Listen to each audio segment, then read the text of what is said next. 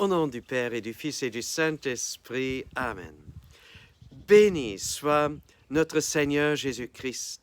Bénie soit la Vierge Marie, la maman de Jésus, l'Immaculée Conception, notre chère maman.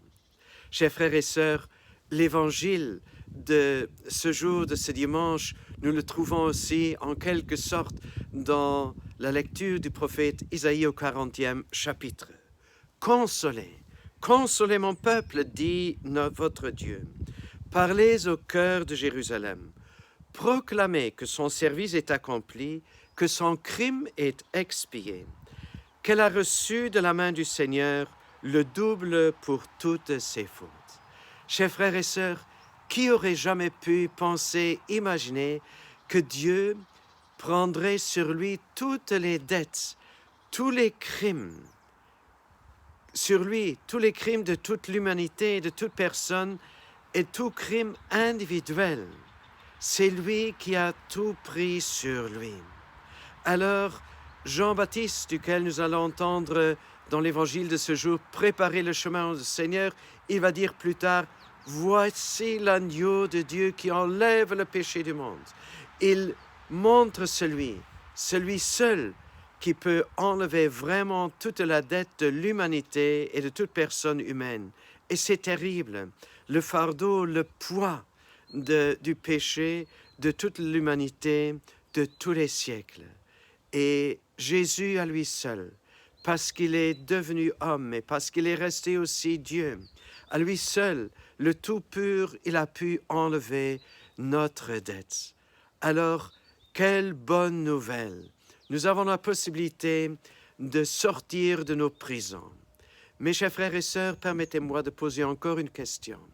Qui aurait pensé qu'avec cette offre que Dieu nous fait, cette offre de libération, de délivrance, beaucoup resteraient encore têtus, resteraient encore dans leur orgueil en refusant cette aide, en refusant cette liberté.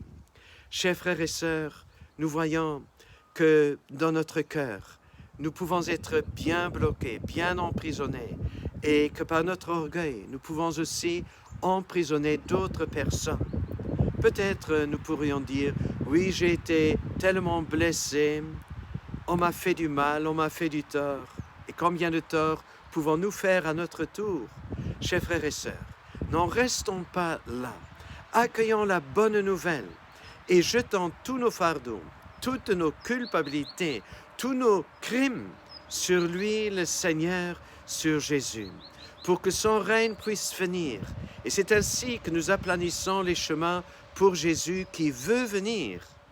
Et utilisons aussi toutes les grâces, et surtout aussi cette grâce des sacrements et le sacrement de la confession, en nous humiliant nous-mêmes et en acceptant que Dieu est plus grand et en ouvrant les prisons les uns aux autres. Comme Jésus dit, pardonne-nous nos péchés, comme nous pardonnons ou comme nous avons déjà pardonné à nos débiteurs.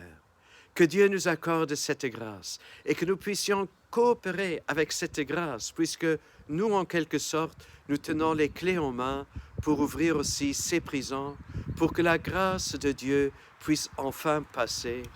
Au nom du Père et du Fils et du Saint-Esprit. À nous tous, une sainte et une bonne journée.